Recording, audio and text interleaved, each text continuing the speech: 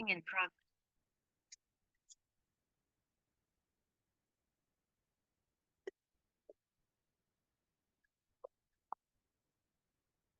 progress. Yeah, let's start off, everyone.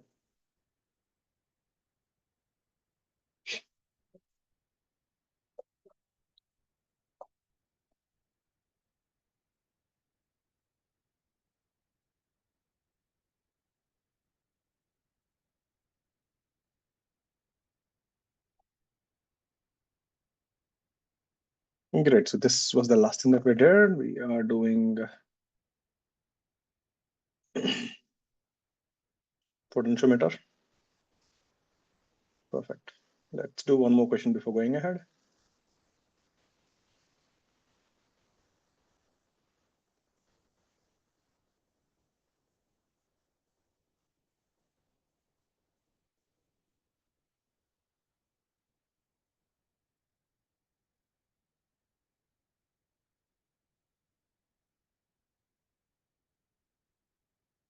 Let's get this.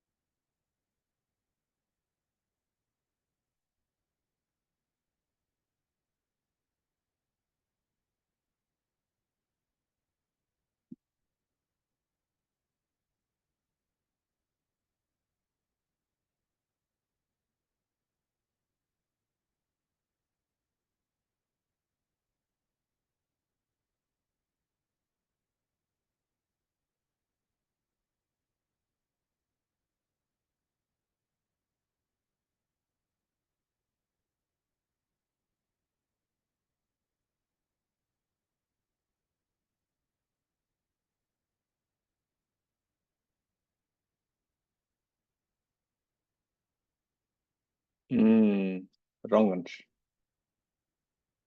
Your calculations are right. But you're wrong.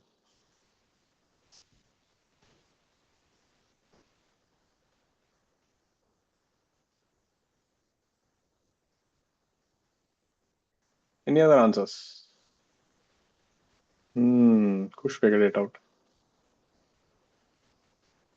Look at the battery ka terminals, everyone.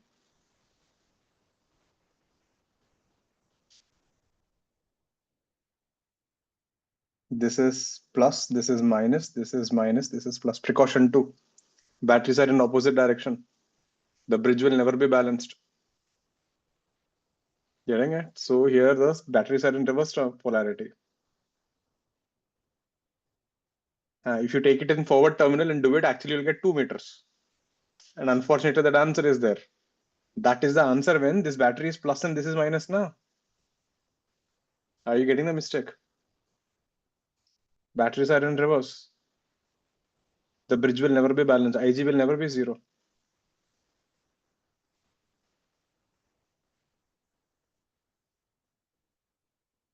D option. This is the precaution too. Clear with this? Questions will be of this. They're not difficult, but if you don't see carefully, yeah, you'll be gone. And unfortunately, the 2 meters is also there. So you will get that answer most of the time. And you're happy you'll mark it without thinking. All clear with this? Easy one. There. Next thing.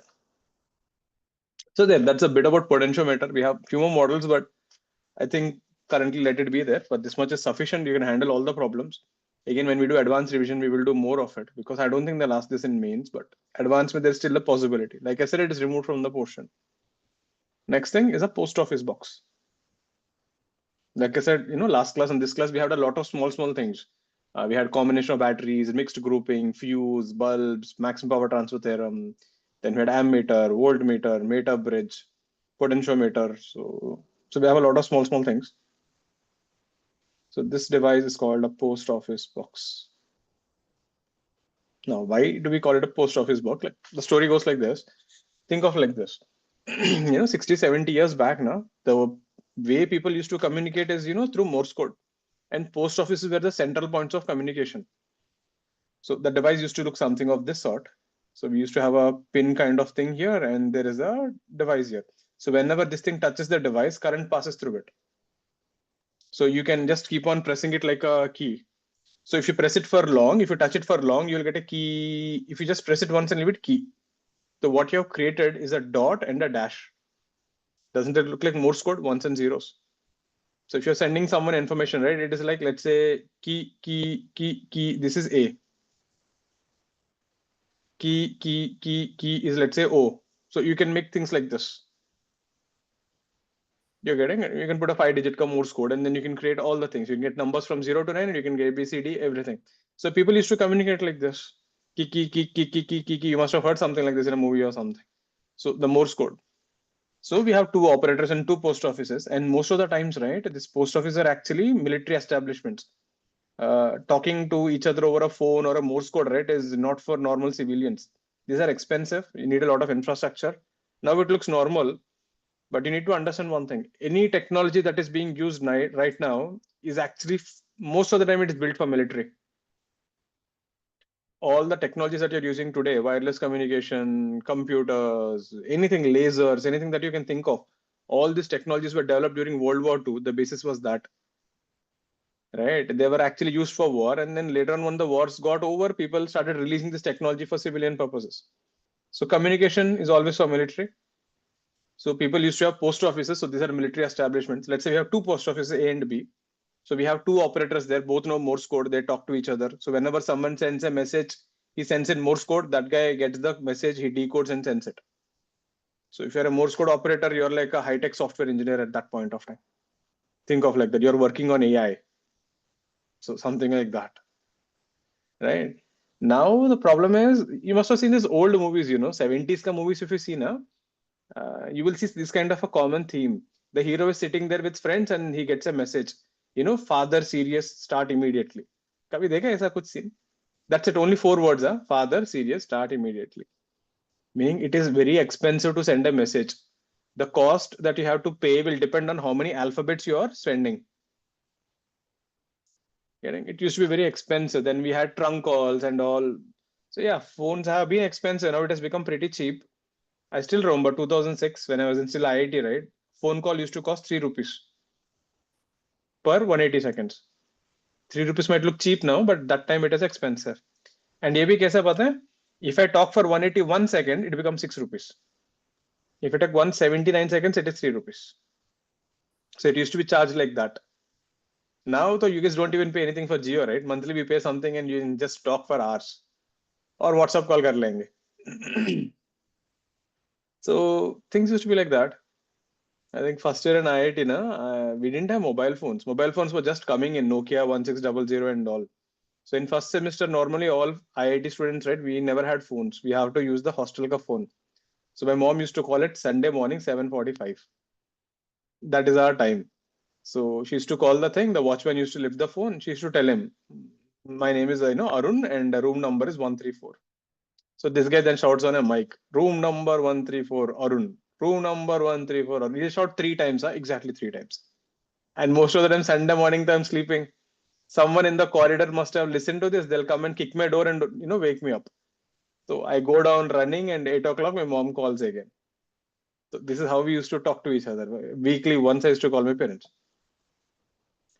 And then luckily, mobile phones came out. I brought my first Nokia mobile after 4 months after joining, Nokia 2600. It was a colored mobile. You can play Snake game in it. I used for 2 months. Then a monkey stole my phone.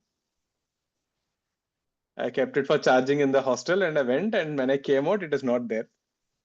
Like for a mad person, I was searching it for 2 3 hours. I went to the classroom. I searched there everywhere. I didn't find it. I had a doubt, and I went backside of the hostel and I checked out. I found it there. I think the monkey tried to eat it or something. Then it took it and broke it with a stone. I don't know what it did. It broke the phone.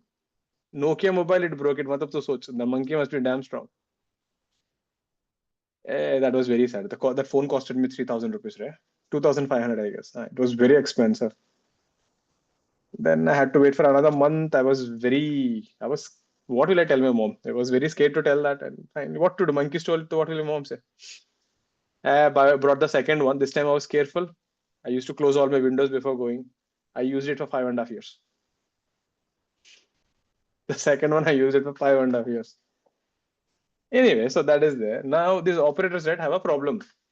Let's say there is a storm or some tree that fell down, or maybe there is a rebellion and people cut off the lines. So this is one thing that happens whenever there is anytime there's a riot or something, first thing you cut off the communications. So let's say this wire has fallen down somewhere here. Let's say the distance between the post office is 50 kilometers.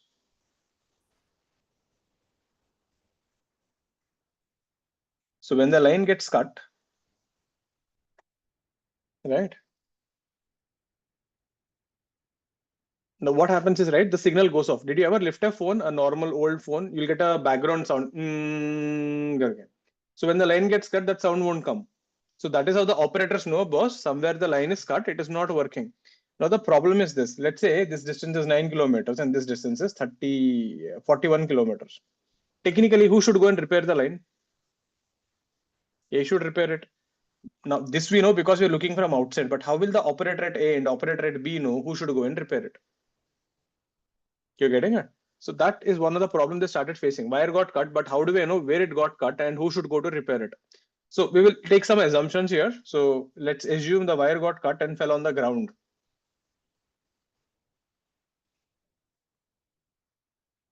Assume the wire is broken.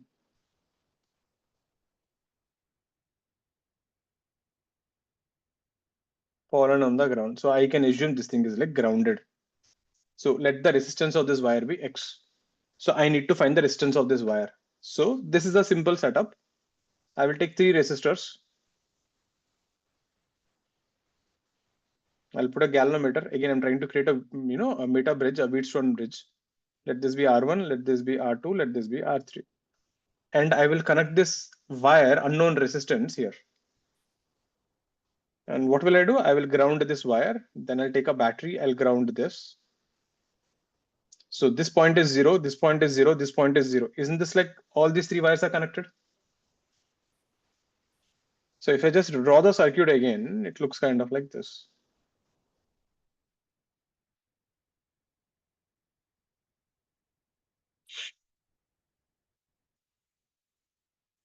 This is grounded. This is a battery. This is R1. This is R2. This is R3. And this is your unknown resistance X. You keep on changing R1, R2, R3.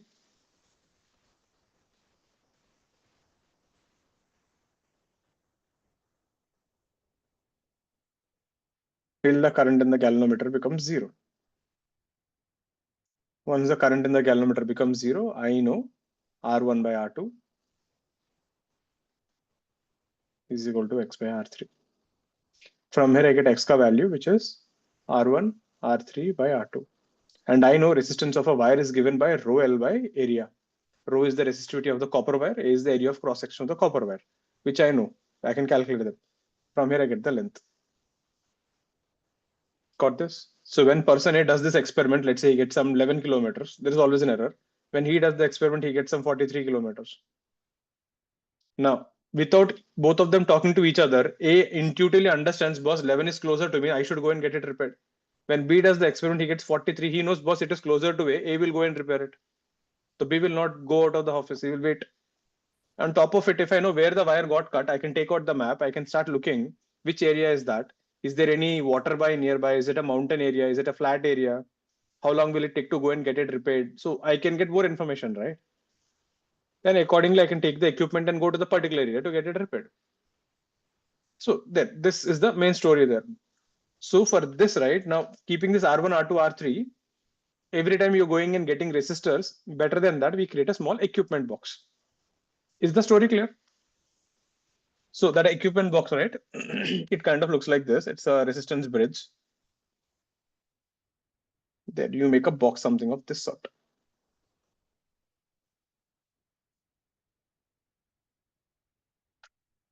So this setup, what it does, you can clearly see here, these plugs which are there. So by, pulling the plugs out, you can change the resistances. For example, say, if I close this plug and if I close this plug, and if I close this plug, so then these three plugs will give you a resistance of 1 plus 4 plus 30. I can create a 35 ohm resistance. You're getting it? See, all these are in series. So whenever I pull the plug out, that plug gets connected to the circuit. So these three are in series, I get a resistance of 35 ohms. Suppose if I want to create something like, let's say 367 ohms, then I will close 300, I will close 60 is not there, I'll close 40, I'll close 20, and I'll close 3 and 4. If I close all this, I'll get 367 ohms. Can you see? I can get different combinations of resistors. So by closing the plugs, opening the plugs. So we wrote a statement here, remember, adjust R1, R2, R3. How will you adjust these values? You don't want to go and bring new resistor every time, right? So this box will help you to create different resistances by just pulling the plugs out and closing the plugs. Is that making sense? So this S-shaped thing, so that is what it does. Convenient, that's it. So since you want to adjust the resistances, we created a thing like this. So in this, you really don't have big questions. It is just they'll ask you, how should you connect a circuit to this? That is most of the times the question. So each hole is like one resistance of different values. I think you should pull these plugs. By pushing or pulling these plugs, you can change the resistance.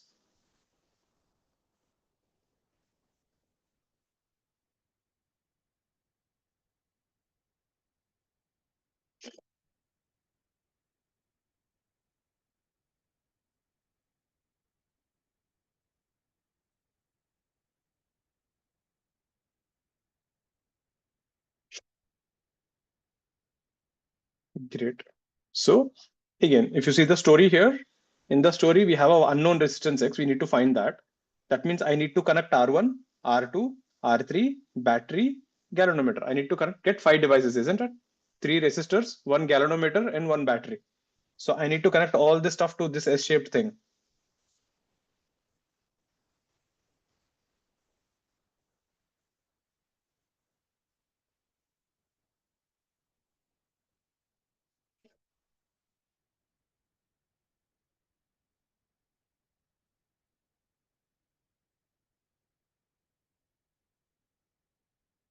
So let's name these terminals. Let this point be A. Let this point be B. Let this point be C. Let this point be, you can keep any alphabets you want. And just putting something. So see what I did. So between B and D, if I've changed these plugs, I can change the resistor. Let's call it R1. By pulling and opening the plug, I can change that value of R1. So let's call this thing as R1. So R1 is a resistor between A and B that can be adjusted by closing these plugs. This is R2. And I'll keep this thing the biggest. So instead of changing all 3 of them, I can just adjust RC only now. So this full thing will be one big resistor, R3. So I'm giving more freedom to the R3 resistor. Clear? So we got there 4 terminals. So we need to create a circuit out of it. So let me just draw the circuit for simplicity. So whenever they ask you, right, draw the Wheatstone bridge and then try to see where are the terminals. So first I always do like this. I draw the circuit first.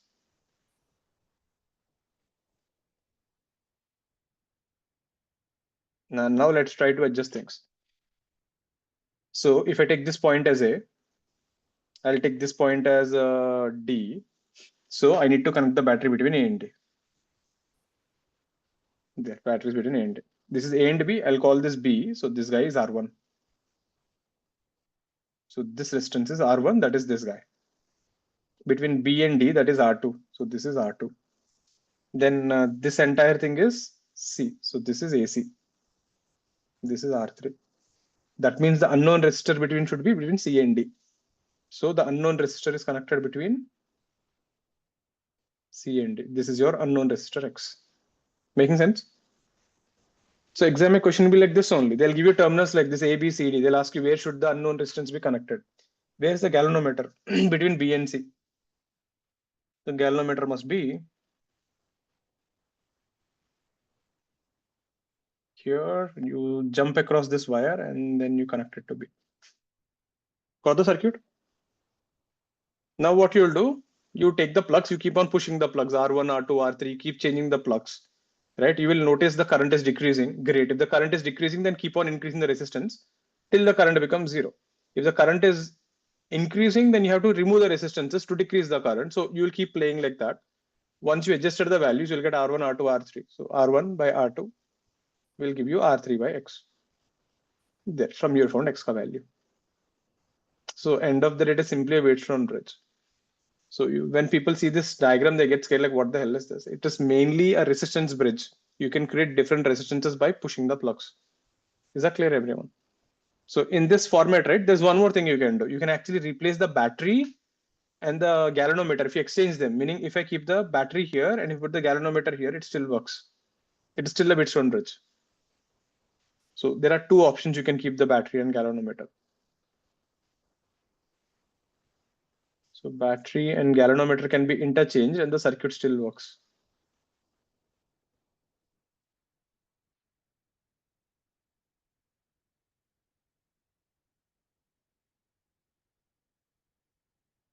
Clear, everyone? That's it. So primarily they just ask you like, where should I connect everything? All got the story. What is happening with the post office box? This is called the post office box. Any doubts on this? All clear? Vignajit, Vivan. I'll just put a good picture which I took it from some book. There. I think if it is there for HSC boards or something, you have to draw this kind of thing. It's fine. There, kind of the things look like this. Same thing. Can you see here INF here? INF is infinity. What is an infinite resistor? Open circuit. Getting it? If you just open the circuit, it's called infinite resistor. So don't think it is big resistor or something. Just open the circuit, it is an infinite resistor. Clear? So that this is the more, it looks nice. That's it. Yeah. Got it? The process is the same. So this is the post office box. The next thing is an half deflection method. This is important. It has come in mains every year. And again, if you see, right, there are a lot of terminologies. That is a problem.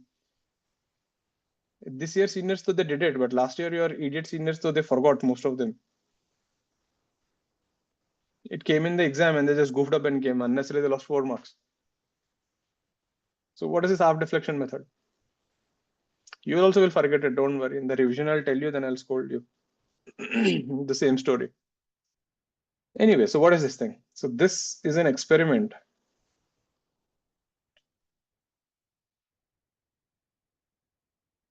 To find resistance of a galvanometer.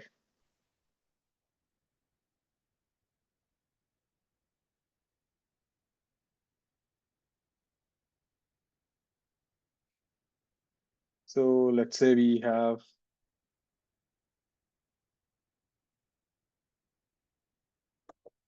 a resistor, you put a galvanometer, and you put a battery.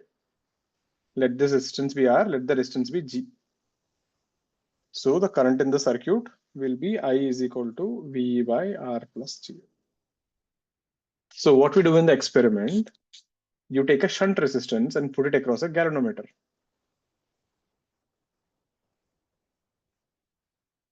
This is the shunt resistance S, this is R, this is G.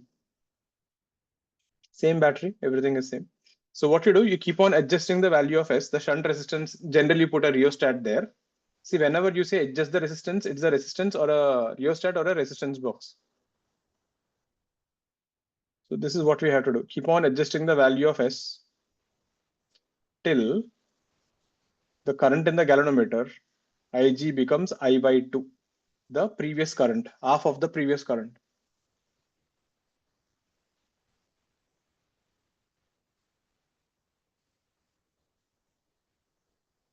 Without the shunt resistance. So there, this is the reason why it is called half deflection galvanometer. When the current I is flowing, you'll get an angle theta. When current I by 2 is flowing, you'll get an angle theta by 2. So the needle will deflect half of the previous angle. That's why it is called an half deflection method. So if this current is Ig, if this current is I dash, you can see S and G are in series, and that is in parallel, and that is in series with this. So I dash will be V by R equivalent, which is R plus GS by G plus S. And we know the current will split in the ratio of opposite resistances. So Ig will be I dash into S by G plus S. And you're saying this must be equal to I by 2, where I is this value. So it is just a matter of substituting. If you substitute here, you'll end up with V by R plus GS by G plus S into S by G plus S is V by 2 into R plus G. V cancels, 2 goes that side. G plus S cancels, we get 2S R plus G. G plus S into R plus GS. One SR cancels, one GS cancels. You end up with RS plus SG is equal to GR. Then bring all G's to one side, you'll get G is equal to RS by R minus S. There, this is the result.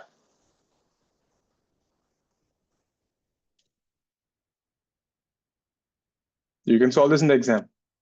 But if you know the result, the exam, the question they asked like this. Let me show the question, I'll get back. The question started like this. They said in half deflection method, bus ho gaya. The moment they heard that word, people were lost. They don't know what was happening. More than a concept, no, people didn't have an idea about the terminology. They simply said in half deflection method, R is 10 ohms and the shunt resistance is 2 ohms. The question is find the resistance of the galvanometer. Bas ho gaya the question. So if you don't know what is the experiment we are talking about, you can't solve. But people who remember the formula, it was RS by R minus S. It is simple 4 marks. That takes you barely 20-30 seconds to solve and you'll get 4 marks and saves you time in mains. If it is an advanced question, they'll do something like this. Instead of half deflection method, what if it is 1/3 deflection method? Then Ig will be I by 3. Ho gaya na? I changed the question. But you should know what the experiment is about. Clear with this? Yeah, this is an half deflection method. Have a look at this. So you put a shunt resistance and adjust the value till the current becomes half. So the needle will deflect only half of the previous angle. That's why it's called an half deflection method. This is there in the portion. It's there for mains. All clear with this? The next thing. Now color coding is removed from the portion, but then again, it was there in bits. So bits where the questions did come. So it is just a small thing. We will do that.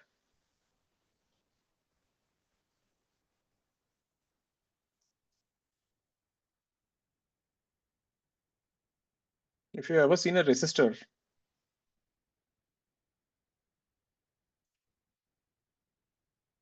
it looks like this. If you have a broken your TV remote or any circuit board or something, you will find resistors like this. Can you see the colors on top of it? So based on the colors, right, you can tell what is the value of the resistance by looking at that. But for that, you need to know the numbers for each. For example, let's say so this is a a 4-band resistor, meaning you have 4 colors. You can also have a 5-band resistor. You have 5 colors. So generally, the first 3 bands are the numbers, and the last band is an error. Like what is error in the resistance or tolerance? For example, let's say I have a resistor which is red. Then let's say the resistor is green. Then let's say the resistance is orange. And the last thing is, let's say, golden color kind of thing or silver color, whatever. Now look at the colors here. Red is number 2. This is 2. Green is 5. Orange is 3. So the first color is your first number, first digit. 5 is your second digit. 3 is the power of 10. So this resistance is first digit is 2, second digit is 5 into 10 power 3 ohms. That is the value of that resistance. Are you getting how to calculate it? So if the last color is gold, then we will say the error is plus or minus 5%. If it is silver, plus or minus 10%. If nothing is there, plus or minus 20%. That's it. But the biggest headache is you should know which color is which number.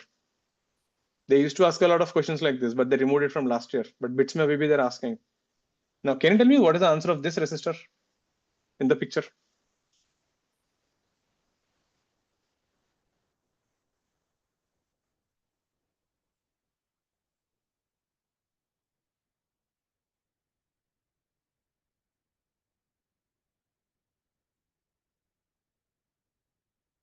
The first color is brown. Brown is 1. Black is 0. Red is 2. So this is 10 into 10 power 2 ohms, 1000 ohms. And you have a golden color band. Gold is 5%. So this is 1000 ohms plus or minus 5% error. Got this? Yeah. So, and how do you remember these things? They have some kind of a mnemonic, but you can try this. Not this thing, wait. So this was a PYQ question.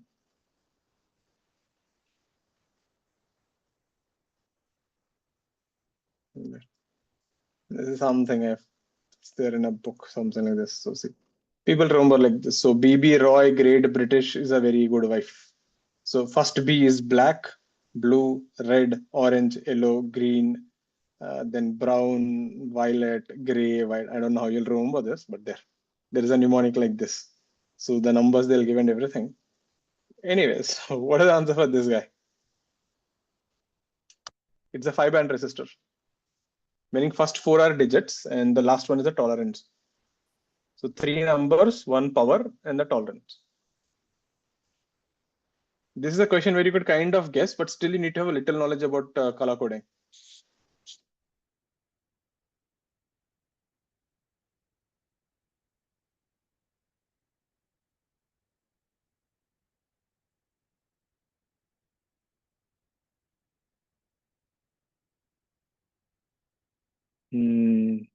First thing, see, how can you guess this? Look at the numbers here. Huh? This is 3, this is 3, this is 3, this is also 10 power 3, that is also 3. Means whatever, I don't know the color of 3, but whatever is that color, it should come 4 times, right? Color, it should be same color, right? First digit, second digit, third and fourth digit, all are same. So it can't be the first option, it can't be the fourth option. So third, it should be 2 or 4. Plus or 5 minus is a gold, so that is only answer. Getting it? So it's okay if you don't know the orange color, but gold ka you should know. And you can clearly see there, it's the same number there. 3, 3, 3, 10 power 3. So whatever color that you have, that must be same color. Got the logic? That's a simple way to guess. Clear with us? There. That's the color coding there. Not there in mains, but there in bits and CET. With that, we're done with the current electricity. So like I said, we have a lot of things and a lot of stuff we did. So I think we did almost like 40, 45 problems there. So there. So make sure to go through the old stuff. Quite an important chapter, right? Take a week's time, try to finish off, whatever you're solving by next week. If you're doing your booklet, HCV, DC Pandey, any book that you're doing, finish it off. Again, I keep telling you every time, don't run behind too many books. Take one book, finish it off end to end properly. So that is there. The next thing, like I said, we'll start off with ray optics. That is one chapter we had pending. We'll finish off that and then we'll come back to magnetism again. There is already too much electrostatics, too much charges, too much fields and all. So we'll take a small break from that. We'll go to ray optics. It's a good chapter, easy one. As long as you remember your formulas and you know the sign convention, you can handle most of the problems. You have to remember formulas and stuff. That is one. It has a good weightage. It has a decent weightage. Ray optics and wave optics together is around like 8% or something. So let's see, one of the favorite chapter of medical students because you just have to ratify everything. But again,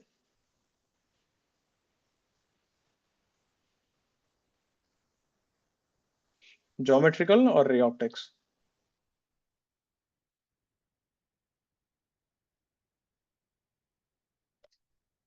So this thing deals with particle nature of light. So light actually has a dual nature, particle nature and a wave nature. We will talk about wave nature in wave optics.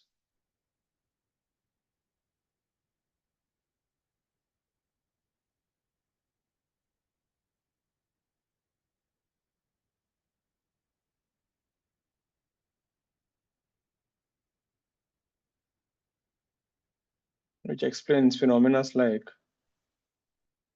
reflection, refraction, and formation of images.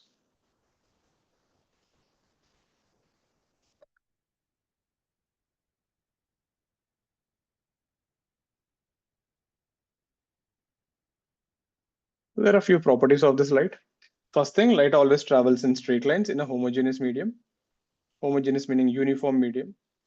If it's a non-uniform medium, it can go in a curve. We will see those later on.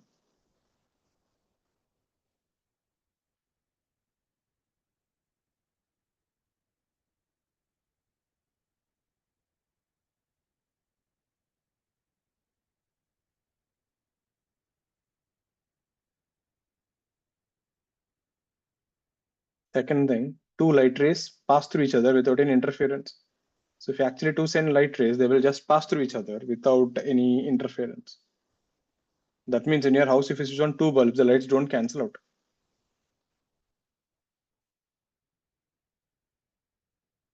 That means in Star Wars, do you remember that lightsabers buzz, buzz, buzz, buzz, they fight with the two lightsabers? So basically, laser is a light. So technically, when the two lasers hit each other, what should happen? They should just pass through each other. That whole thing was a bluff. The lightsabers will never work. But yeah, it looks interesting and colorful. So two light rays pass through each other without any interference. Your entire Star Wars, if they actually follow physics, it's a very boring movie. When you think of like this, enemy ship is coming and they say, Commander, enemy ship is coming. And the commander says, okay, fire the missiles. Commander, missiles are launched. And there is a dead silence. Commander, the enemy ship is destroyed. Dead silence. Why? Sound doesn't travel in vacuum. You don't hear any sounds, nothing. There's no blast ka sound. Boom, bah, fire, nothing. Kuch nahi. You don't see anything. And next thing, when you fire lasers, when you're actually shining a laser, I'll tell you one thing. See, the laser ka wavelength, right, is around 600 nanometers. 600, 400 depends on that. And we know the visible light ka range is how much? I think this is 600 angstroms. And we know the visible light range is 4,000 to 7,000 angstroms. So if laser is 600 and your visible light is this range, so when you shine a laser, what are you seeing exactly? Whenever you're switching on this red laser or this green laser, right? If they're not in the visible range, what are you seeing exactly?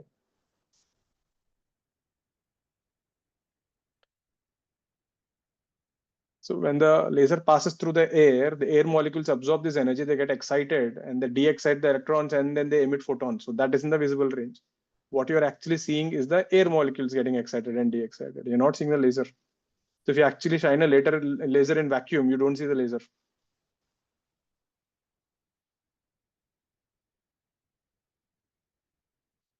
Anyway, so that is it. So then the third property is law of reflection and refraction. Now there is one important property of light, Fermat's principle.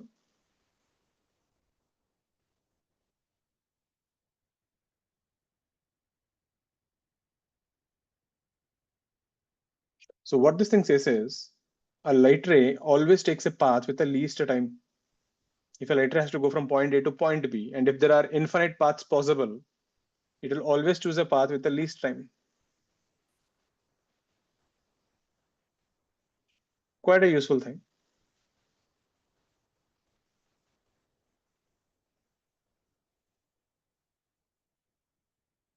So let's use this to prove something. Let's say we got a mirror. Let's say we have a point A here, we have a point B here. And let's say I want to send a light ray from A to B. Now imagine school mein you studied law of reflection, forget about it. Imagine you don't know about law of reflection or anything like that. Now, if I want to send a light ray from A to B, I can send a light ray like this, I can send like this, I can send like this. There are infinite possibilities, isn't it? But among all of them, there's only one path with the least time. Because remember, light always follows a path of least time. So let the light ray go like this, come like this. Let this point be C. Let this angle be theta1, let this angle be theta2. We don't know. Let this height be h2, let this height be h1. Let this distance be x and let this distance be L minus x. So the horizontal distance between A and B is constant. C is the speed of light.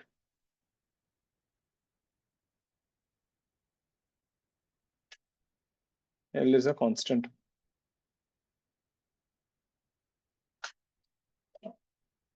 So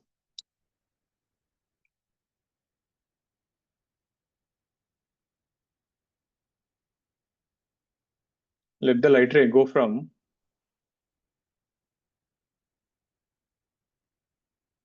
A to mirror and mirror to B. So the time taken from A to C and C to B. This is AC by speed of light and CB by speed of light.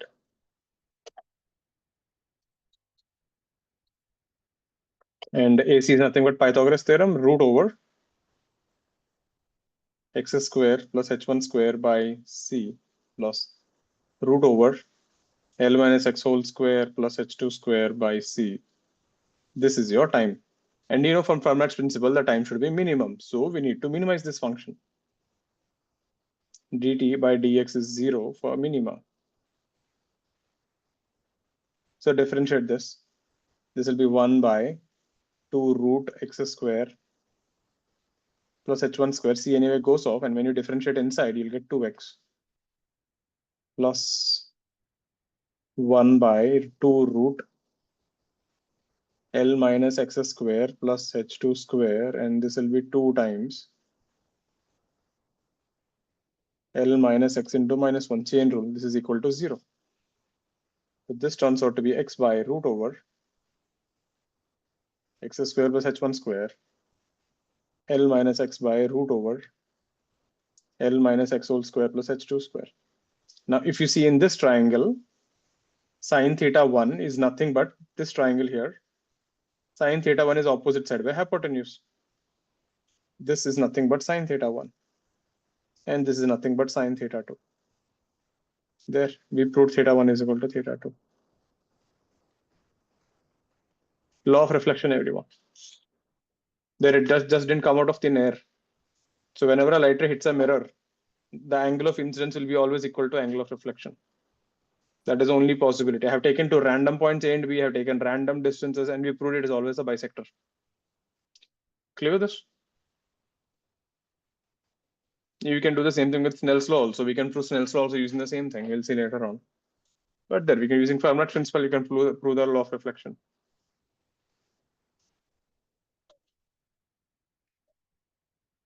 You guys remember where you have seen something like this? We saw this in calculus, maximum minimum. Man crossing a river.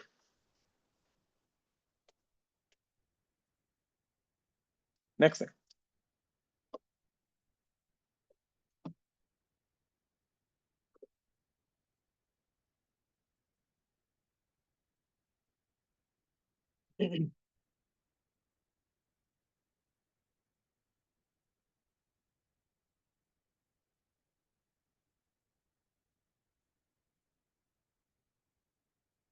Law of reflection.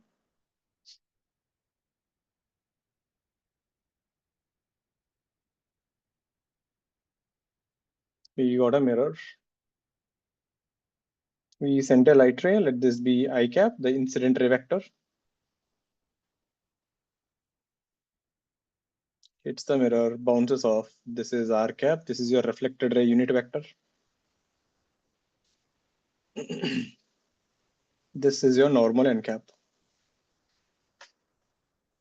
This is your angle of incidence. This is your angle of reflection.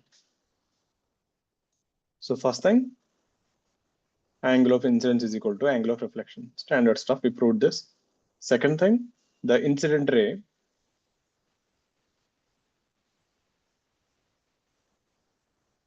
reflected ray and the normal are on the same plane. Are in the same plane and on the same side of the mirror. Anyone remembers this? If three vectors are in the same plane, what is the vector condition?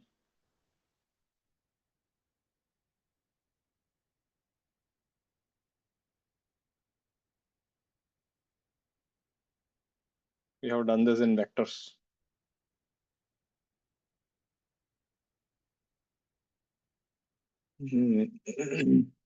Yeah, right, Roger. The box product is 0. So the box product, I cap, R cap, N cap. What is the box product?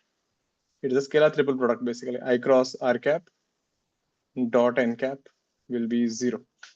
This we did in vectors.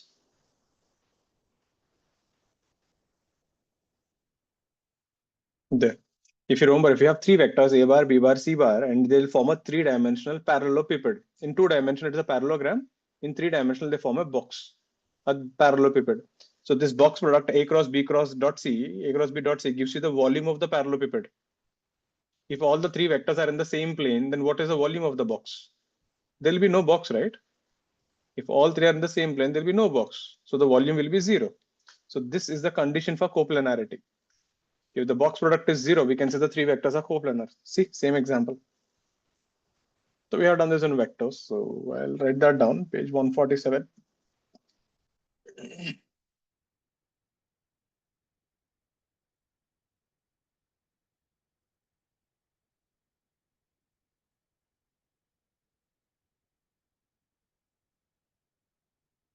You can refer that.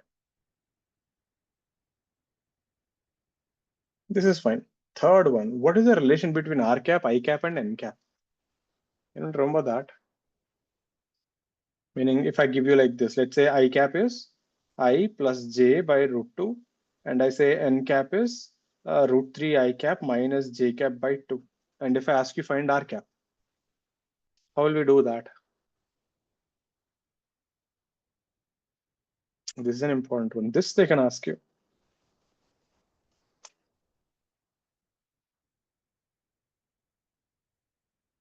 Let me show it to you. Listen carefully.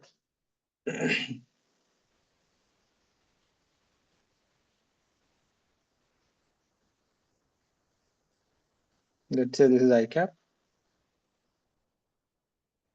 This is R cap.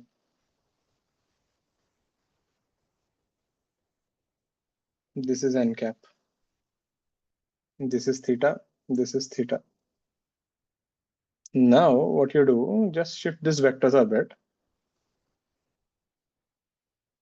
Let this be R cap vector. So you can always shift the vectors parallel to themselves. So I'll shift I cap like this. This is I cap. Remember, these are unit vectors.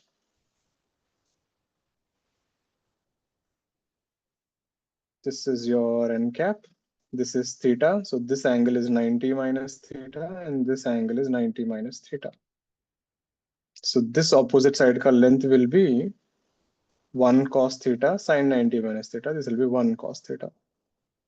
So if I just redraw these vectors, this will be R cap. This will be I cap, and this will be the black line here. Now look at this black line here. What is the length of this black line? 2 cos theta. And what direction it is pointing? N cap. Isn't it? The black line is pointing to cos theta magnitude and the direction is N cap. I can use triangle of vectors. Triangle of vectors will give you I cap 2 cos theta N cap is equal to R cap. Now from here, we know this is your I cap. This is your N cap. So whenever you take an angle between two vectors, you have to join them tail to tail. This will be 180 minus theta.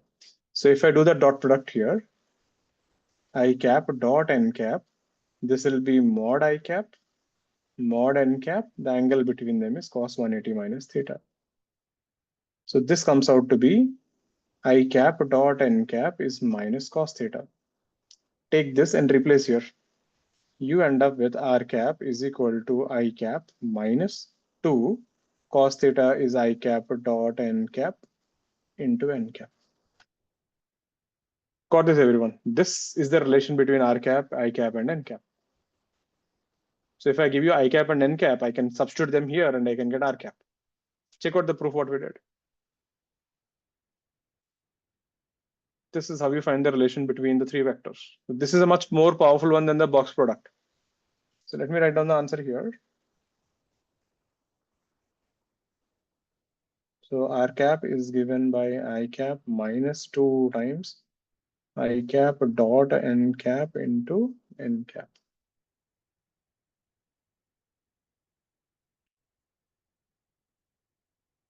This is a relation between the three vectors.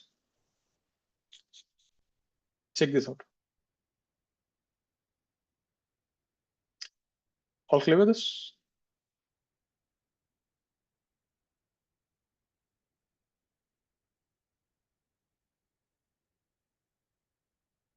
Next one.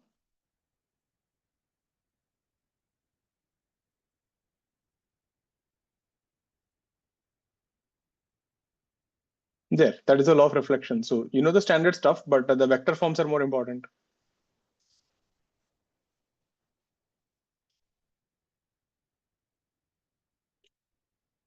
Let's see a few questions. Today we'll be just dealing with the reflection and the plane mirrors. So let's say we have a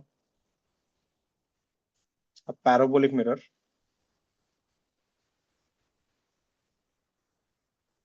Y is equal to x square.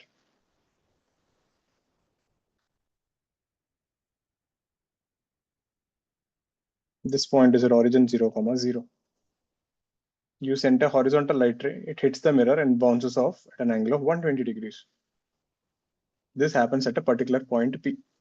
Find the coordinates of P. We have done this in calculus if you remember. You send a horizontal light ray, hits a parabolic mirror and then bounces off at an angle of 120 degrees. Find the coordinates of point P.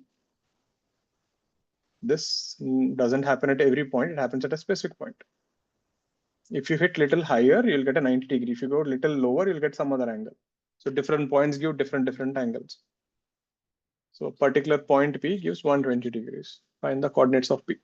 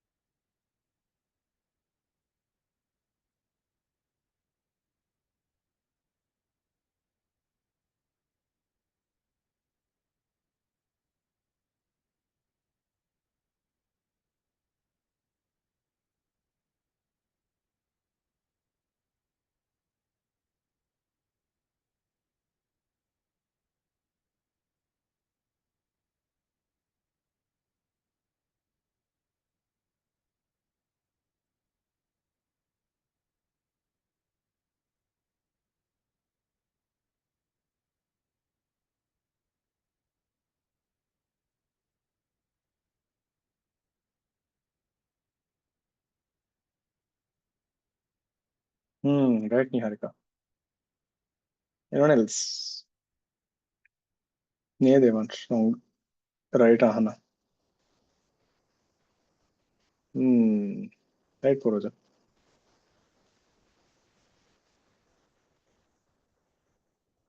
Let's see. So when this guy is hitting here, draw a normal. Remember, law of reflection is still valid. It will divide the angles equally. This will be 60, this will be 60. This will be your normal. So if I draw a tangent here,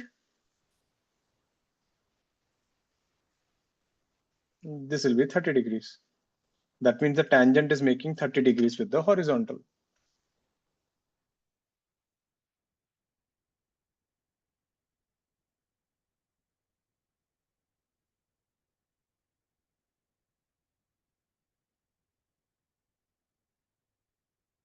That means the slope of the tangent is tan 30.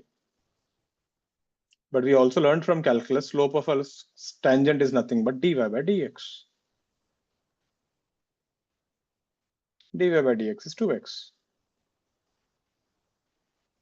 Therefore, x is 1 by 2 root 3. Substitute there, you'll get y ka value 1 by 12. Remember this? So there, we used law of reflection to find the slope of a tangent. Then we used calculus and said, boss, slope of a tangent is also dy by dx. And then we just equated them. Any doubts on this?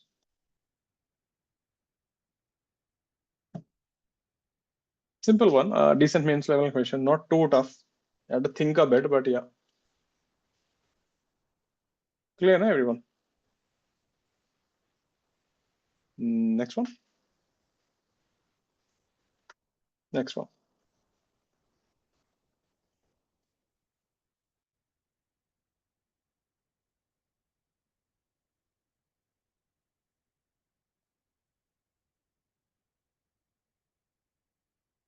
Spherical mirror, radius r.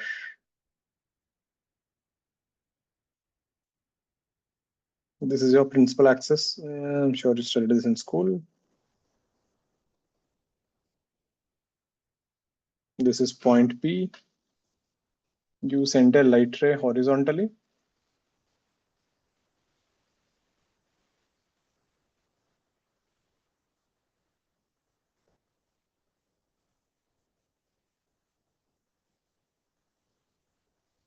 It hits at point A, then it bounces off and crosses the principal axis at point X.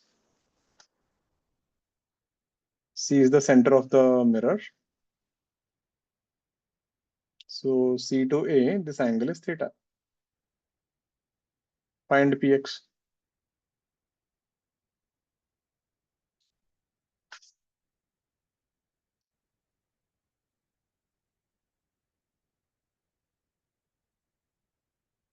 Be careful, in school you studied this. A horizontal light ray will pass through the focus r/2. That's a blunder. In school they forgot to say something that there's an approximation. So let's do this thing. Again, I'm not teaching you anything, law of reflection and geometry.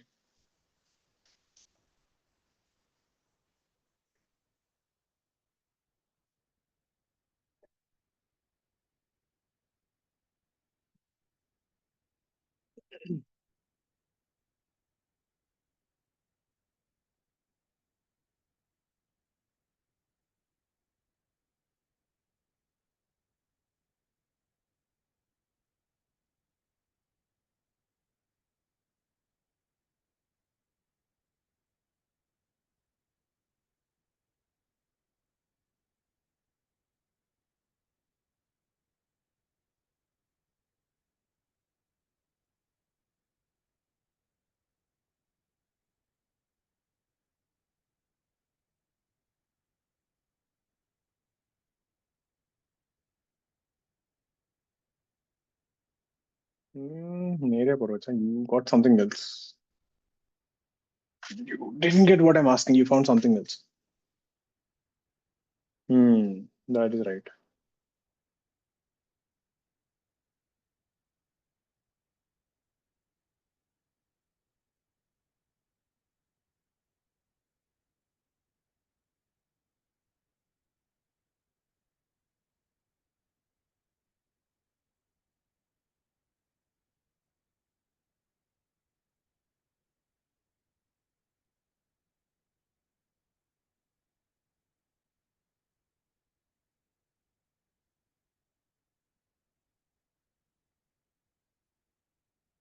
Let's see.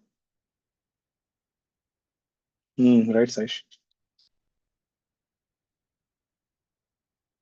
So since the light ray is parallel, if this angle is theta, this is theta, alternate angles. If that is theta, this is the angle of incidence, this is the angle of reflection. So that is also theta. Both the angles must be theta. So now if you make this thing, you will see the triangle CAX. This is theta, and this is theta. This is 180 minus 2 theta. This is an isosceles triangle, and this is radius r. And remember this, any line passing through the center is a normal. That's why it is a bisector also. And that is r, and this is Cx. There I can use sine rule. Cx by sine theta is equal to the radius r by sine 180 minus 2 theta, which is sine 2 theta, which is 2 sine theta cos theta. So that will be r by 2 cos theta. You're asking for Px, which is nothing but Cp. Cp is nothing but radius and Cx. R minus r by 2 cos theta. R minus r by 2 sec theta. Same thing. There. So what did we learn in school then? The thing is that the thing we learned in school is this. If the theta tends to 0, then sec theta tends to 1, then this value Px will tend to r by 2. This is what we call as focus. That means the picture would actually kind of look like this. So if you send a light rays very close to the principal axis, So we are talking the rays are coming very close to the principal axis.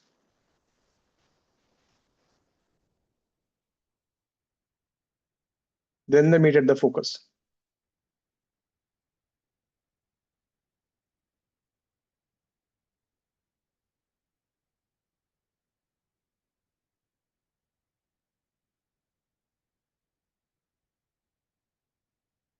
That is also an approximation.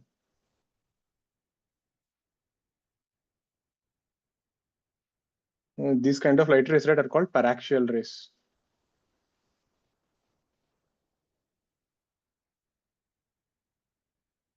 So our entire ray optics, right, later on when we study, it is based on this.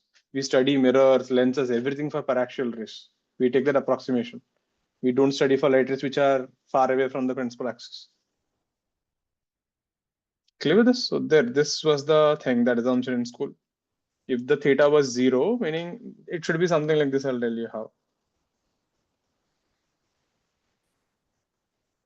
Let's say if the radius is 10 centimeters, so we are talking about light rays, something like maybe 1 millimeter, that close. Then you can say this will cross through the focus. Got it. So that is the approximation we are taking there. If you take something like half meter or r by 2 or r by 3, it doesn't work. All clear with this? Take a break. Come back in 5 minutes. Come back by 9:38. Any doubt so far? Chalo, come back in 5 minutes then.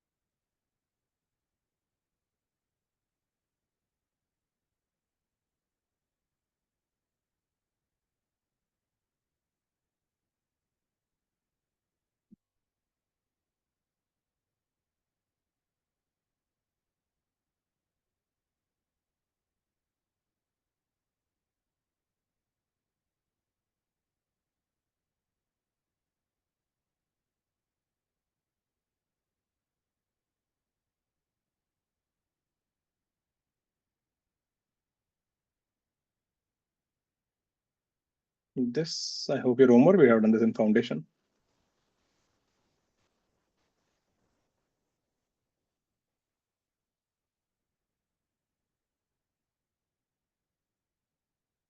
Two mirrors M1, M2.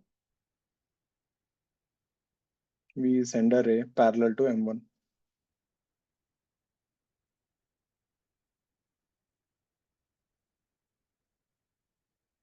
Draw the path of the light ray and the find the angle of deviation.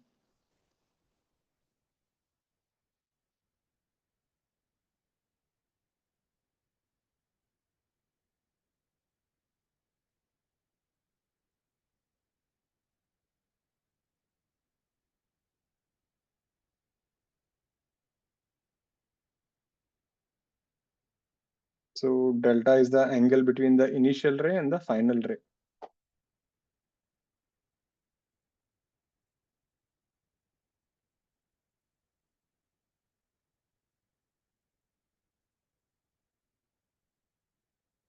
Hmm. Let's get this.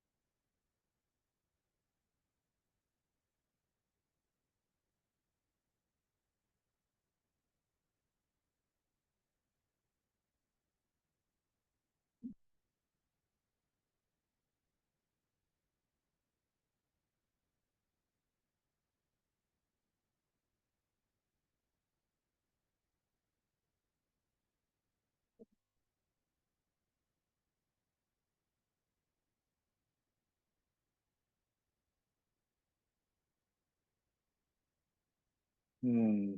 Right, Rehan. Nee, Saish. Right, Puroja. Right, Ahana. Got it. Let's see. So if you look at this is your normal. If that is 30, this is 30, this is 60, the light ray goes off like this. This is 60, this is 30. So technically this angle should be 120. The most common mistake what people do, we draw the light ray like this. Whenever you see mirror like this, you tend to draw like this, isn't it? Now you tell me, how can you draw 120 here? Does 120 look like that? That is a problem. So 120 is actually going inwards. So if I draw this again,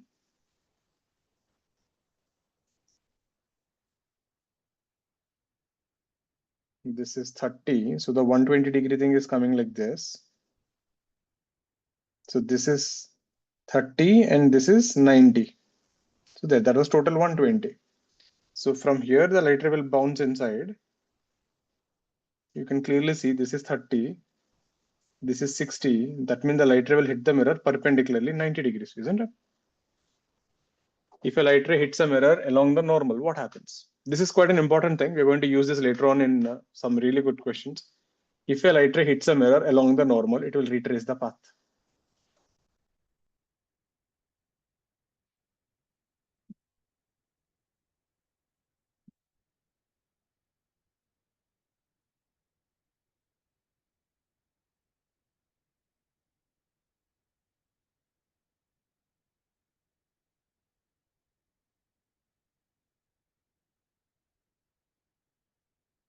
This thing is also called as principle of reversibility. Meaning, if you take an object and place it in the place of an image, you get an image in the place of an object. So basically, the object and image gets interchanged, right? It traces the path. So the final picture would look like this. The light ray comes like this, hits the mirror like this, and then hits the mirror like this. Then it will just go back the same way. I'll draw a green line. So this goes like this. So this angle will be the deviation 180 degrees. It became anti-parallel. I can even ask you the number of reflections. 1, 2, 3, 4, and 5. There are 5 reflections in total. All got this? Easy stuff, just a little geometry. You have to be careful, nothing much. And this question also tells you something. If this angle is less than 30, then this light ray will bounce. It'll just keep on bouncing forever inside. Isn't it? The light ray won't come out only. That is another question I can ask you. Find the condition, find the angle between them so that the light ray gets stuck inside. Is that clear, everyone? And let's see one more.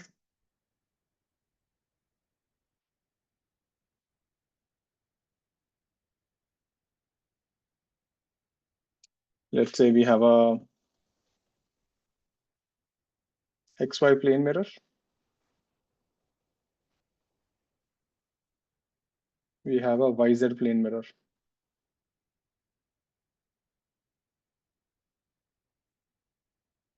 You send a light ray like this, it hits this mirror and bounces off. Let's say this mirror ka incident thing is 3I cap, 4J cap plus 5K cap. Find the final ray ka vector. So after 2 reflections, whatever light ray you get, what is the vector of it?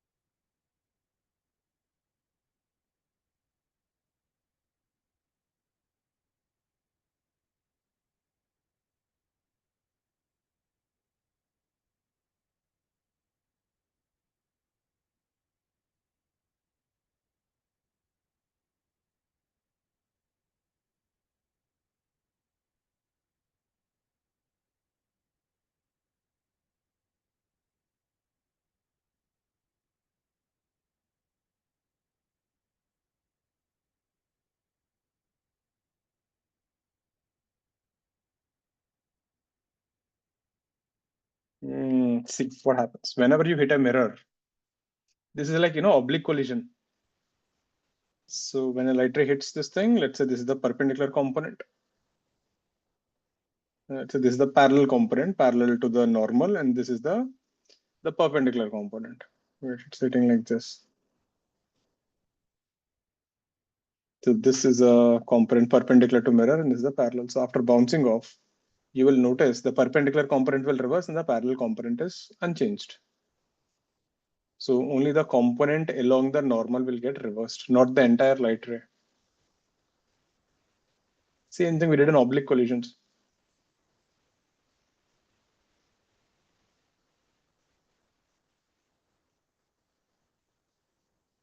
So you're done. So for a XY plane, what is a normal? Z axis. For YZ plane, what is a normal? X axis. So this light ray will be 3I, only the Z will change. So 4J minus 5K. Here only the X will change. So your final answer will be minus 3I, 4J minus 5K. So when you hit XY, reverse the Z axis. When you hit YZ, reverse the X axis. The J component will not change. Is that clear, everyone? Easy one. Yeah, simple question, but yeah, should know. Next one.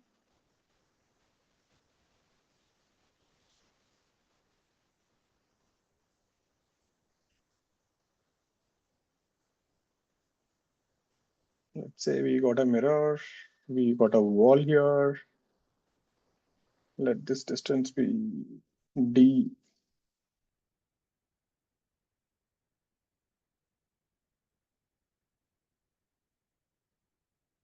So then let's say you're sending a light beam like this, exactly the midpoint, and this light beam goes and falls on this thing.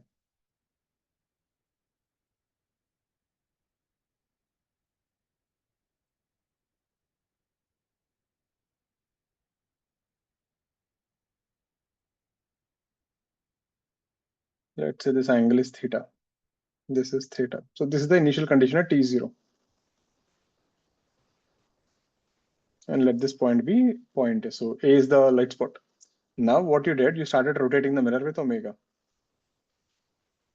The mirror rotates with omega. Find velocity of A at this instant.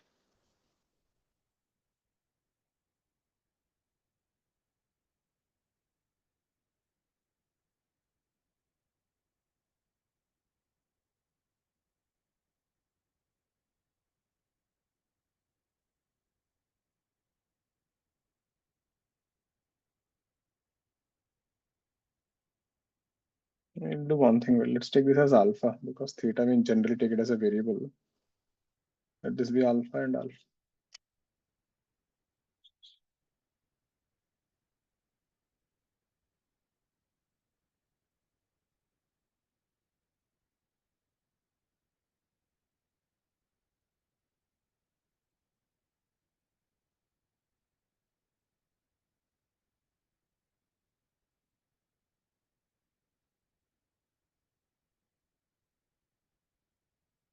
So keeping the center constant, you're rotating it about the center of the mirror.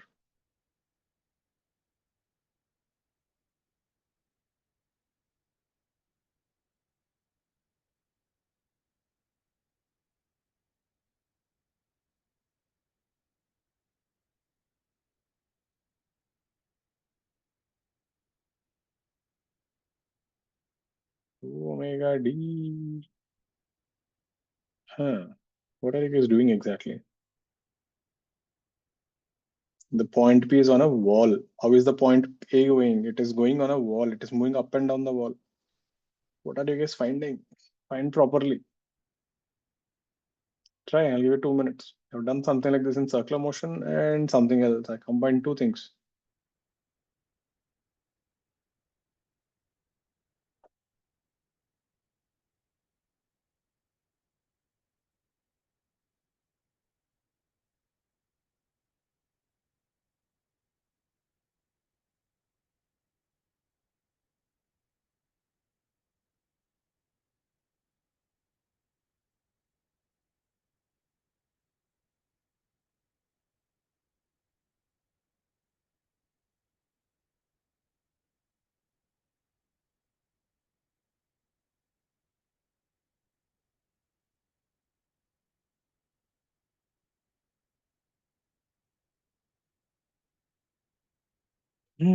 Let's see. First, the thing. If you keep the incident ray same,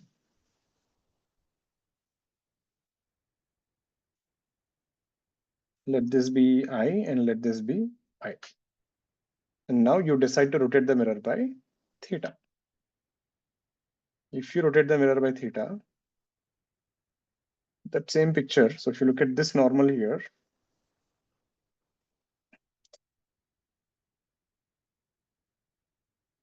this is the standard result actually. Whenever you rotate the mirror by theta, the reflected ray rotates by 2 theta. Hope you remember that. So if you rotate this by theta, so this becomes theta. This is I. That means the reflected ray will become I plus theta.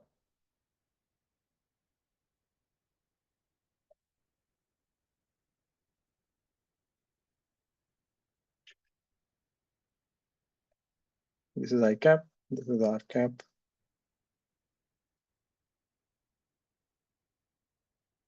So angle between I cap and R cap is 2y. In the second case, the angle is 2y plus 2 theta. So the angle rotated by the reflected ray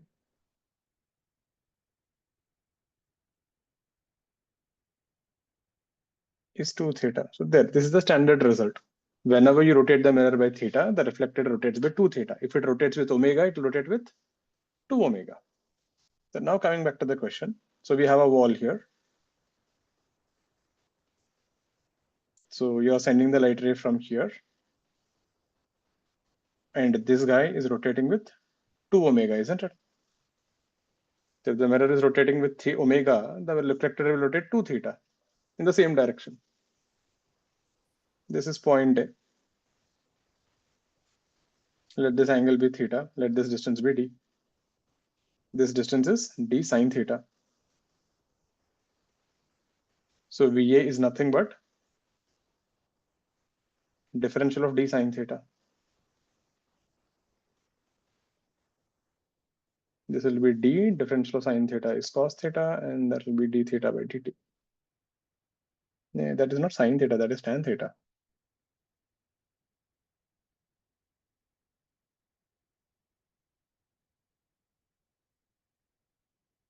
So d comes out, tan ka differential is sec square theta, which is d theta by dt. So theta ka value I know, and d theta by dt is minus 2 omega because theta is decreasing, and the negative sign indicates A is coming down.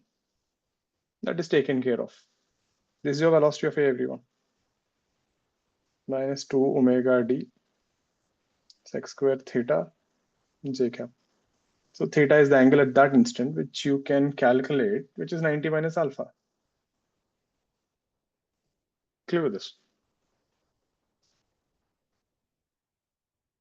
Getting it? When you're saying r omega, you know, what are you finding? When you're finding r omega, you're finding the tangential velocity. Point A is not going like that. A is going along the wall. Is this clear, everyone? In this question, we did this thing in circular motion.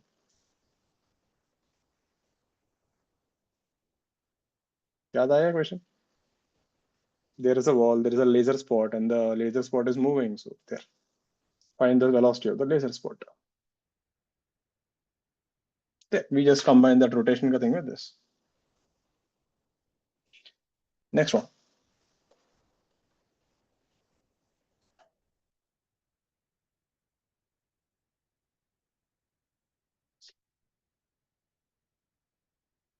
So we have a vehicle here which is going with speed u. It is coming from plus infinity to minus infinity. It goes in a line.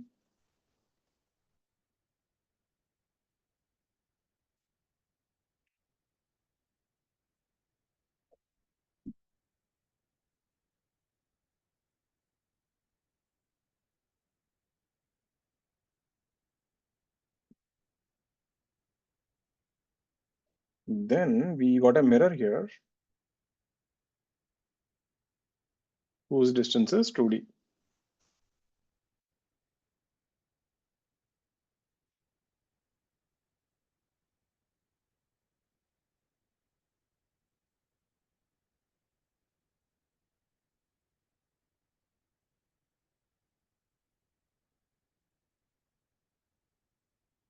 And this distance is d. And at a distance d, you're standing here at a little higher place. That is also d. Now what you're doing, you're looking into the mirror and you're observing the particle. So the question is, for how long do you see the image of the particle?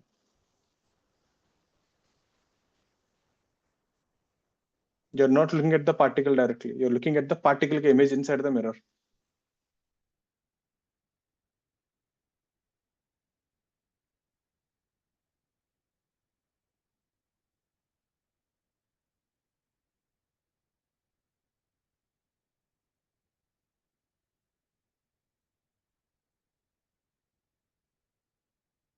It's like, you must have noticed this, right? When you're sitting in an auto, you can see the auto driver.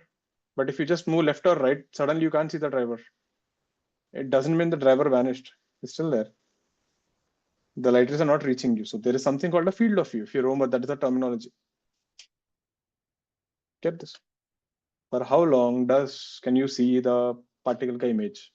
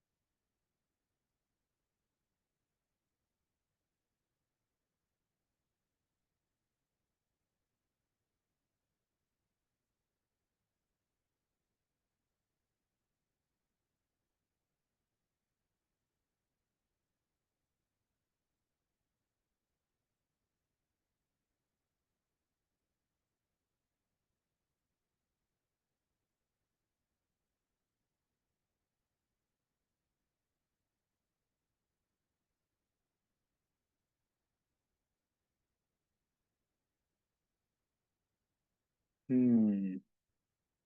Right, Aditya. We have to figure out, right? Right, Saish. Purvaja. Yeah, I think most of you got the answer. Let's see. Nere, what did you even get? Arush, right. Kush, right. And right. Yeah, yeah. All of you got it.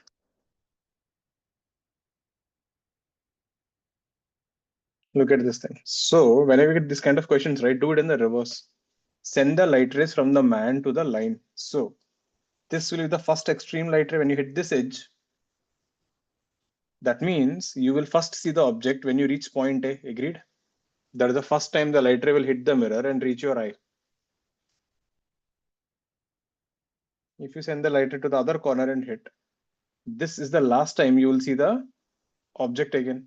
This is the last light ray that will hit the mirror and come to you. Is this making sense? This is called the field of view. So you can see any object, in the mirror as long as it is within this cone of light.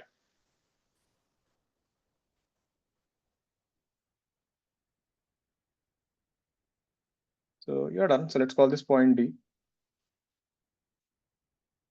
If we take this angle to be theta 1, this angle to be theta 1, this is a triangle. We have tan theta 1 is d by d, the left triangle, this guy, must be equal to tan theta this one, which is AD by 3D. So we get AD is equal to 3D. Similarly, if we take this angle to be theta 2 and this angle to be theta 2, tan theta t will be d by 3D is equal to BD by d. BD is equal to d by 3. Therefore, A to B ka distance will be 8d by 3. Subtract them. Therefore, time will be 8d by 3u. Easy? All clear with this? There. That's an easy one there. Next thing.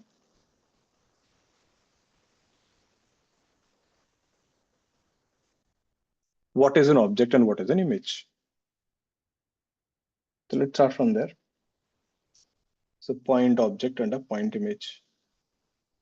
So most of the times, right, we study point objects and point images, and then we will extend that to an extended objects. We will see that later on. Others, do keep your cams on.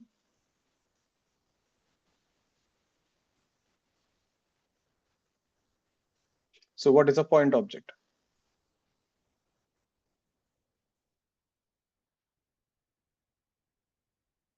So we define this thing as a point from where light rays emerge.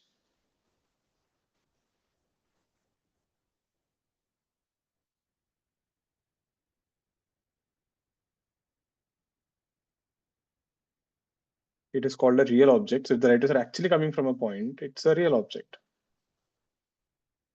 Or appear to emerge. Or if they're appearing to emerge from there, it's a virtual object.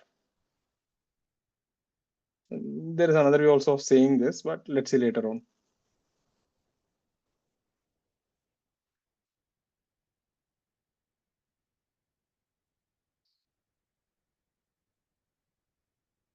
What is a point image?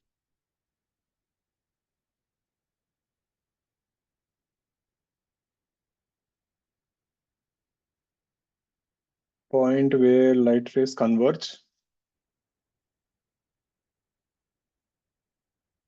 That's a real image.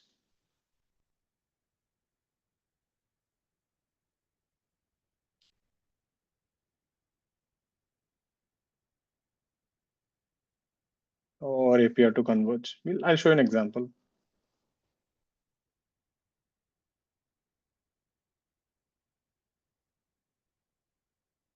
So how do you find an image? To find the location of an image,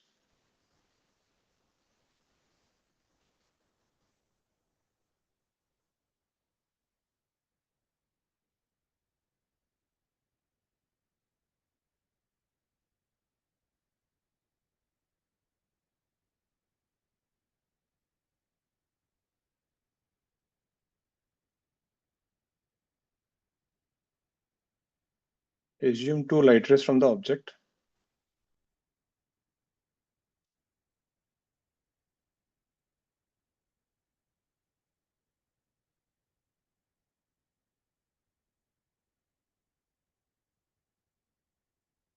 And after reflection or refraction,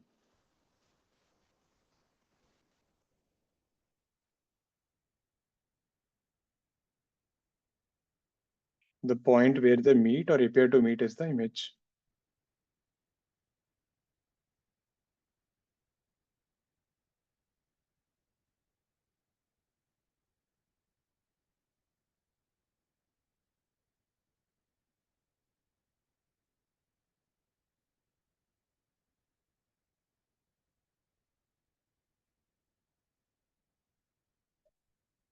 So listen to this example. This is important. This will be the basis of most of the things that we do.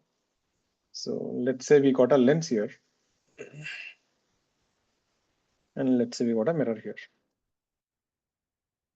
So if you keep an object here, the light rays will go through the lens. And let's say it forms an image somewhere here. I1. From here, the light rays will go and hit the mirror and they'll bounce off. So it will feel as if the light rays are coming from here. Let this be I2.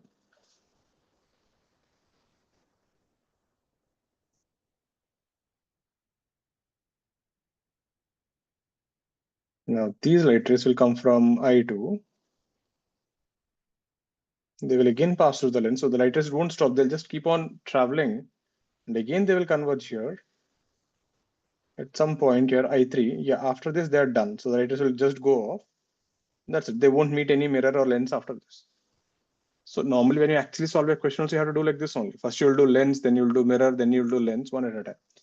Now here, if you ask this question, if you ask the lens, boss, who is your object? The lens will say, okay, my light rays are coming from point O, so the object is O, and it is real because light rays are actually coming from there. If you ask the lens who is your image, it will say I1 is my image, and that is also real because the light rays are actually meeting there. Now, when you do the same thing with mirror, does mirror know that O exists? Mirror does not know who is O. So it will say the light rays are I1, and that is real because the light rays are actually coming from there. So what is the image for one system can become an object for another system. And for the image of the mirror, this is I2 and this is virtual, nothing is actually there. Then again, when the light rays go back to the lens, and if you ask the lens again, who is your object? Now the lens will say I2 is my object. And that is virtual, it is not real. You're getting what is happening? The final image of a system becomes the initial thing for the next system.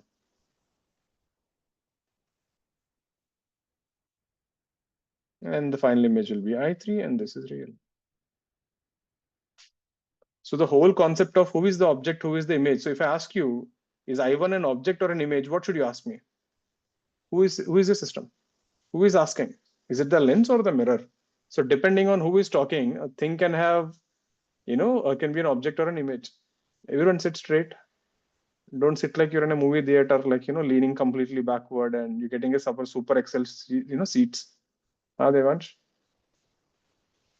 Sit straight, everyone. Focus. Once you start laying back and all, you're telling your brain, boss, class is not important. We can just sleep. That might not be your intention, but brain gets a signal like that. So anyway, so see, so this whole concept of object and image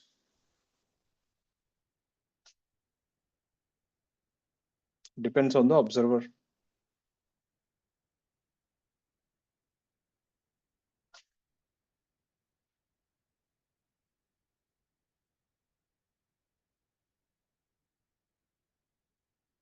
And whenever you do these kind of problems, right, you can do the calculations independently. Meaning, when you talk about the lens, don't talk about the mirror.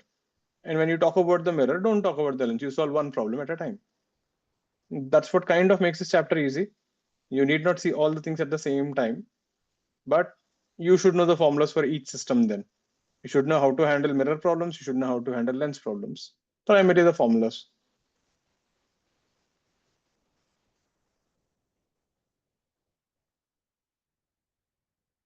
Clear with this? Any doubts on this page?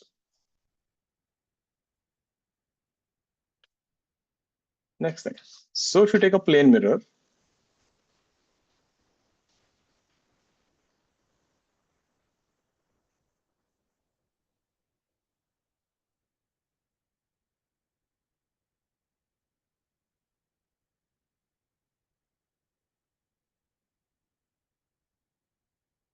if you put an object here, you will get an image here.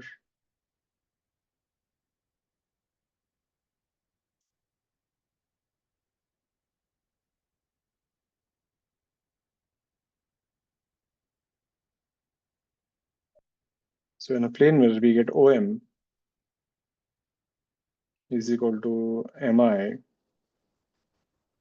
and the line OMI is perpendicular to the mirror. So basically the line OMI, right? The mirror will actually act like a bisector. And whenever you put an object in front of a mirror, there will be an inversion. So if you put a symbol like B here, we will get something like this. So here, what happens is the front and back gets reversed. Look at this thing.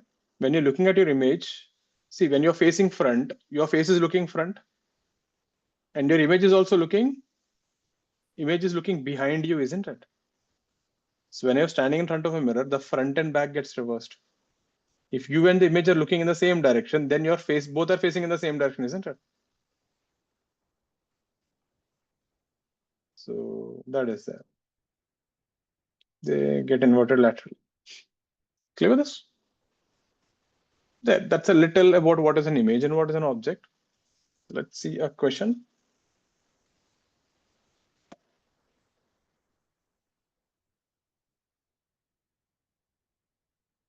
We got a mirror at 45 degrees.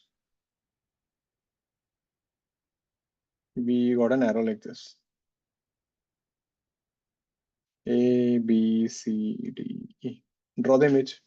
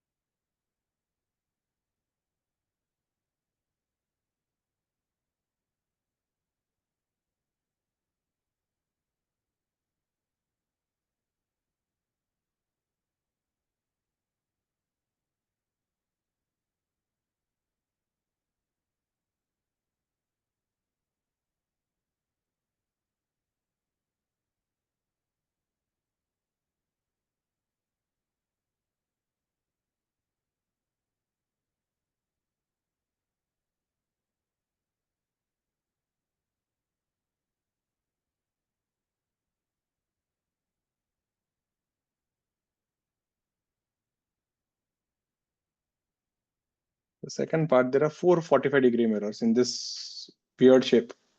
Draw the images in M1, M2, M3.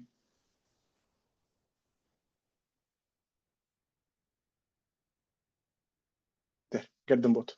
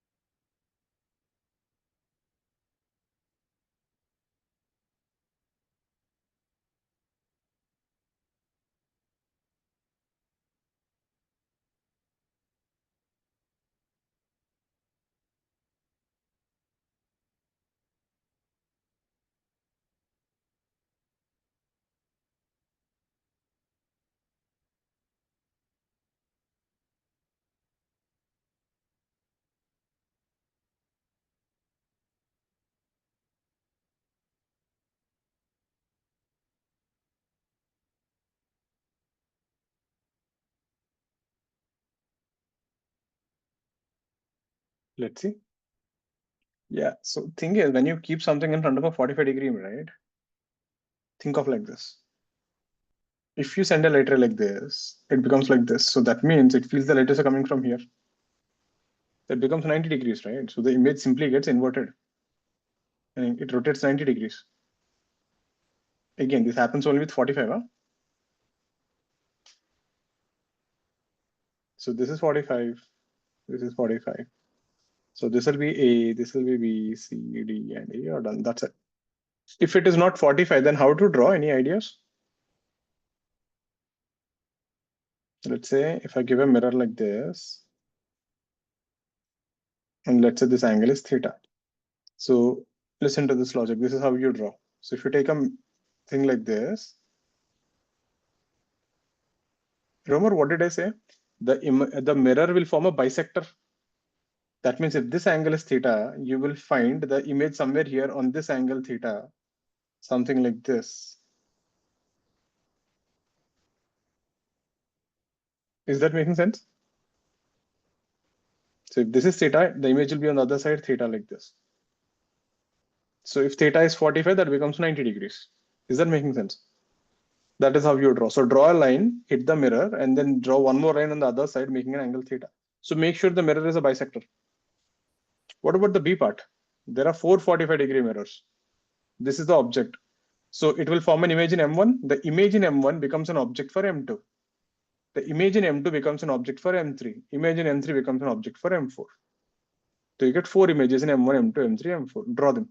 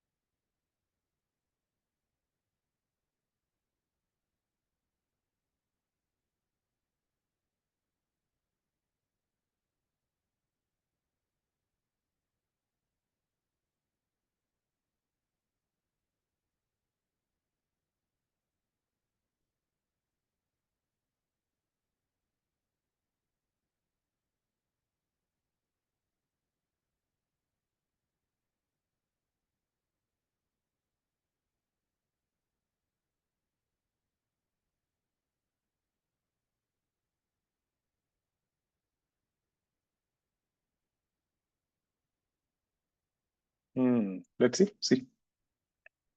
So I'll draw the red lines with the object. So this is the object. See, one thing just now we proved. If you put an arrow in front of it, it will rotate 90 degrees. So it will become horizontal. Now the question is, where is the head? Is the head closer to the mirror or the tail closer to the mirror? The head is closer, so this should be the image. That will be the object for M2. So a horizontal arrow. Again, same story. This will become vertical. Head is closer, so head is up. This becomes the object. Tail is closer, so tail is this way. This becomes the object. Again, tail is closer, it becomes vertical. So your final answer is left, up, right, up. This will be the 4 images. Got this. So every time you do 45, it rotates. The only question you need to ask is the head closer or the tail closer. Whichever is closer, the image head also must be closer then. Any doubts on this? Easy? Making sense? Next thing.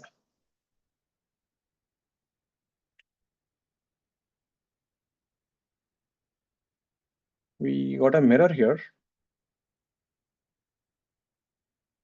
which is going with speed v at an angle alpha. Mirror is moving with constant speed.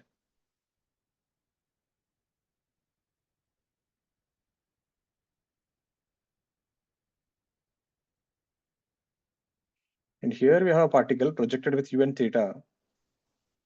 This goes like a projectile motion. Gravity is there. So mirror is not going in a projectile. Mirror is going in a line. Particle is going in a projectile motion. Find the velocity of the image as function of time t. Find the velocity of the image in the ground frame at time t.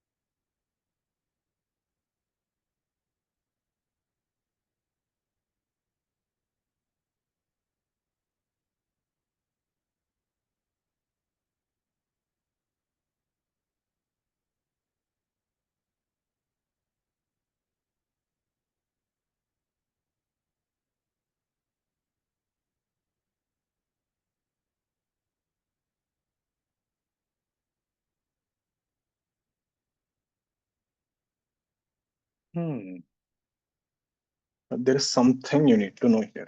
Listen to this. Now, if you just look at this mirror here, this thing has two components here.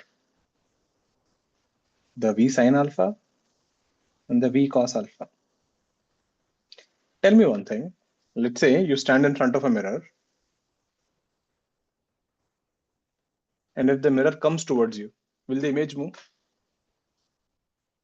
If the mirror comes towards you, the image also will come towards you. But if the mirror goes parallel to itself, what will happen to the image?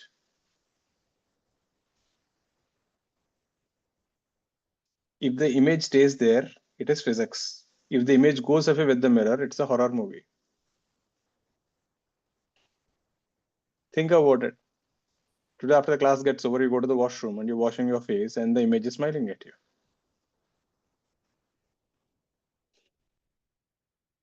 Right? You finish your work and you're getting out, and the image is still stuck there, and it is looking at you. Oh, you're leaving. See, you don't need a monster to scare you. You can scare yourself. So if this thing is going parallel to this, the image is unaffected, isn't it? This V sine alpha is useless. If the mirror moves parallel to itself and the object is there, the image will still be there only. V sine alpha does not affect the image. So you can completely ignore that. So that is the one thing you need to know in this question. So V sine alpha can be ignored completely. You can just ignore that. That is one. Second, whenever you're solving problems when mirror or lens or anything is moving, keep this in mind. Always solve with respect to the mirror. That generally makes things much easy. Solve with respect to the mirror and then bring it back to the ground frame. Later on, we'll see when lenses move or spherical mirrors move. It's the same story that we use. We always stop the mirror.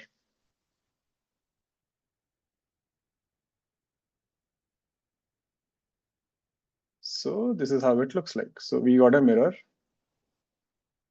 So if you stop the mirror here, so the mirror will come to rest. So this projectile motion here, if you see at any instant, the horizontal velocity will be u cos theta. And since you stop the mirror, you'll get plus v cos alpha. And the vertical component will be u sine theta minus gt. Is this making sense? So the image also will follow the same path. The image will be u cos theta plus v cos alpha. This will be u sine theta minus gt. So if you stop the mirror, this is the advantage. Whatever the object does, image also does the same thing. It becomes easy to see. So what you have calculated is velocity of the image with respect to the mirror. So that is the thing. You didn't calculate the answer. You got answers with respect to the mirror, which is u cos theta, v cos theta plus v cos alpha I cap plus u sine theta minus gt j cap. You want in the ground frame. So velocity of image with respect to the ground frame is velocity of image with respect to mirror plus velocity of mirror with respect to the ground. So add up that v cos alpha. So minus u cos theta plus 2v cos alpha I cap plus u sine theta minus gt j cap. So basically the v sine alpha will never come in the picture. Be careful. Is that clear, everyone?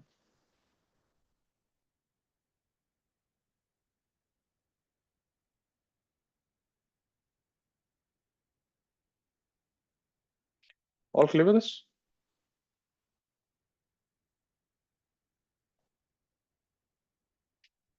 Next one.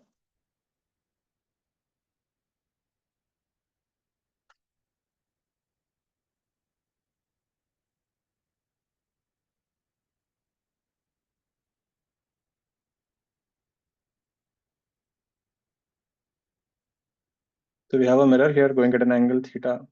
Particle is going with speed u. Basically u minus I cap. Find the velocity of the image in terms of I cap j cap. Mirror is at rest.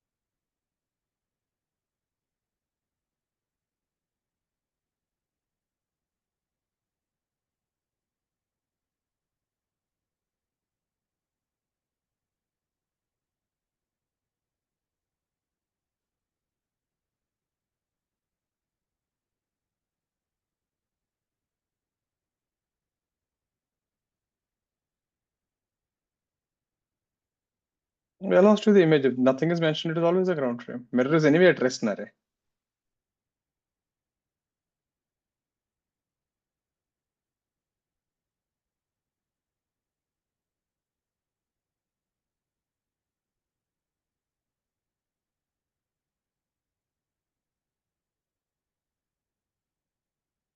Right, Purvaja.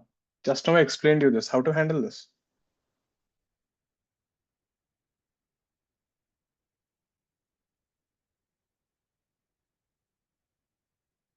So if the object is coming like this with you, just draw a line, touch the mirror. If this is angle theta, your image also will be coming something like this. This is also theta, agreed? It should be a bisector. So that means the image is making an angle 2 theta with the horizontal.